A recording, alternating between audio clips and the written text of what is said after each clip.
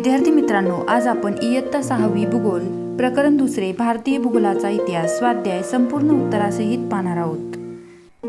सुरुवातीला येथे तुम्हाला सण, महिने व त्यांची भौगोलिक वैशिष्ट्ये विचारलेली आहे। मी व्यवस्थितरित्या तुम्हाला उत्तरे लिहून दिलेली आहेत।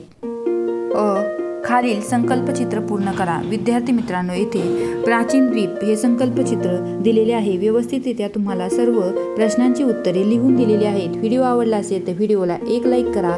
तुम्ही जर आपल्या द लर्निंग लॅब या यूट्यूब चॅनलवरती नवीन असाल तर आपल्या चॅनलला सबस्क्राईब करायला विसरू नका।